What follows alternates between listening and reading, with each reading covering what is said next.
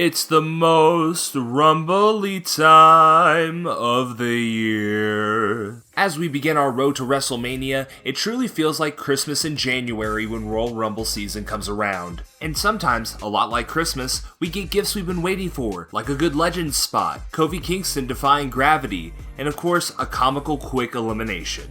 But regardless of what you want out of the match each year, we all know that one WWE superstar is going to receive the best gift of all, a shiny ticket to WrestleMania that they have earned the hard way. Or, at least that's what you would think. You know, with an event as historic as the Royal Rumble, there are going to be some dud winners, and some winners that are downright tone deaf to what the audience is wanting. Grandpa Vince, I wanted a Daniel Bryan for WrestleMania, not a Roman Reigns. I don't think it's too hot of a take to say that a Royal Rumble winner is not only held in regards to the match in which they win, but also their feud going into the showcase of the Immortals. And for every brass ring grabbing moment, we sure do have some choices that make our heads spin. So start that countdown timer, because this is Extreme League Wrestling, and here are our 10 worst Royal Rumble winners. Also, make sure to tune in Friday, January 20th, as I and the Xander Effect will be hosting a charity livestream to benefit Tabula Rasa Domestic Violence Inc. All links will be in the description. Number 10, Shinsuke Nakamura and Asuka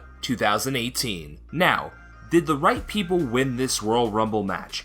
Absolutely. Did they have solid opponents going into the matches? Yes. Did both Mania matches absolutely shit the bed? Yup. Charlotte being Asuka's first loss in WWE made absolutely no sense and did nothing for either of them. Charlotte Flair wins lol. And Shinsuke vs AJ was definitely underwhelming compared to their past work in NJPW, but I don't know why Shinsuke Nakamura all of a sudden caught a case of kicking people in the dick.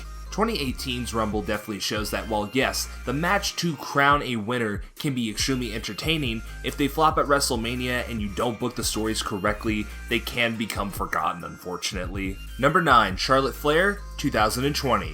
Charlotte wins lol.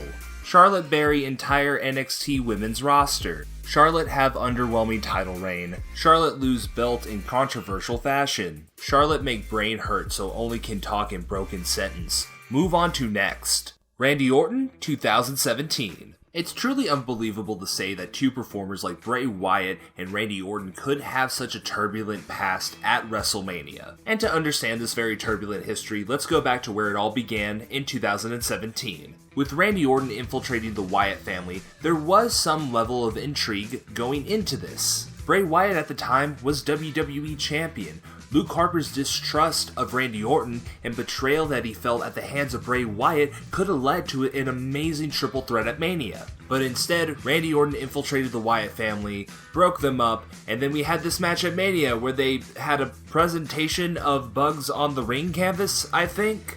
And then of course after all of this we got the House of Horrors match. Of course, the greatest match of all time. Is my sarcasm coming through the screen yet? Let us also not forget that after this feud, Randy Orton lost the WWE Championship to Jinder Mahal. We are truly in the darkest timeline. Number 7, Triple H, 2016. 2016 for WWE goes as follows. WWE, please cheer Roman. Fans, absolutely not. WWE, okay, what if you cheer him now? Absolutely not. Well, what if he gets the title back, but he has to defend it at the Royal Rumble?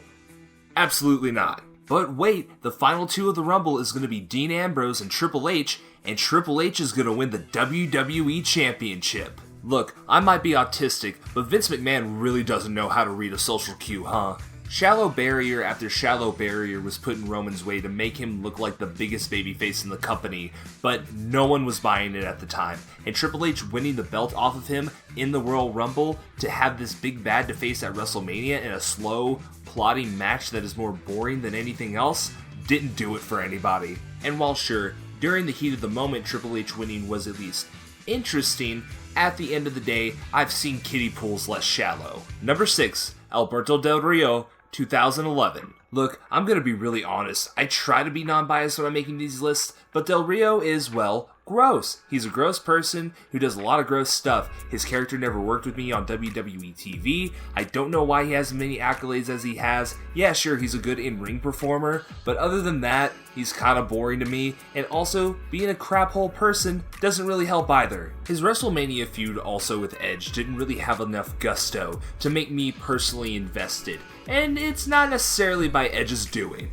I'm really glad Edge came back so he can redo his last match and not have it be with this dickwad. Number 5, Roman Reigns, 2015. Look at The Rock's face. Yeah, that pretty much summarizes everything. You thought it was all jokes in the opening, but nope, they literally did that. We were only 1 year away removed from the Yes Movement taking over WWE in 2014, and Daniel Bryan main eventing WrestleMania. WWE's blatant shoving of Roman Reigns down our throats was growing tiresome at this point. Oh, and we were not at the end of it either. And Vince just had to add insult to injury, having Bryan come into the Royal Rumble match and then immediately getting eliminated. Personally, I'm glad our Tribal Chief's character has been rehabbed to where we love seeing him win titles for absorbent amounts of time and collect all these accolades, because man, it was really rough at launch. And you know a situation is bad when Dwayne can't make it better. And speaking of situations Dwayne cannot make better, number 4, Mr. McMahon. Here's a great story of Stone Cold Steve Austin overcoming Mr. McMahon in order to gain the WWE Championship. Sounds like a classic 90s Attitude Era story, right?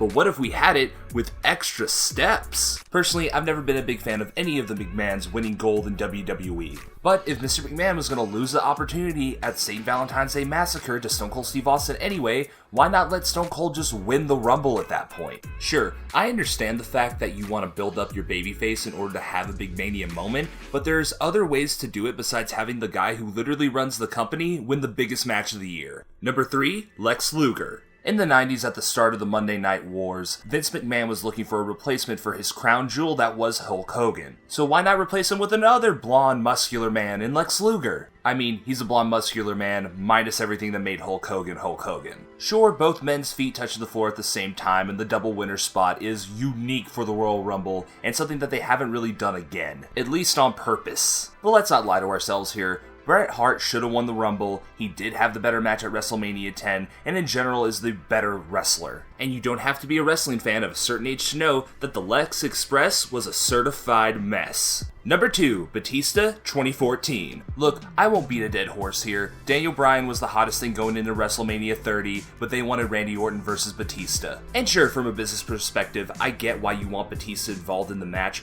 He was just about to come out with the first Guardians of the Galaxy movie, and was probably the hottest wrestler turned actor at the time. But you can watch Batista's work for 5 seconds and understand that he works better as a heel, and so does Orton. While yes, a horribly tone-deaf decision and the birth of the Blue-Tista-Boo-Tista meme, it's hard not to look at WrestleMania 30 fondly and to see the cataclysm of events that led to Daniel Bryan winning at the granddaddy of them all. He still shouldn't have won the Rumble though. And finally, our number 1 pick is going to be Brock Lesnar and Ronda Rousey 2022. At its core, the Royal Rumble is supposed to be a match that brings a wrestler up to the upper echelon of the WWE food chain. It's about overcoming the odds of the 30 people in the match to then get your shot at WrestleMania and take home gold, the childhood dream that every wrestler has, or at least in WWE's mind. This is core to the being of what the Royal Rumble is and the whole essence of WrestleMania season. So, it especially doesn't work when the 2 winners of the men's and women's match are already people at the top of the card and the top of the WWE food chain that we know are going to be fighting for titles at WrestleMania. Sure, Ronda's return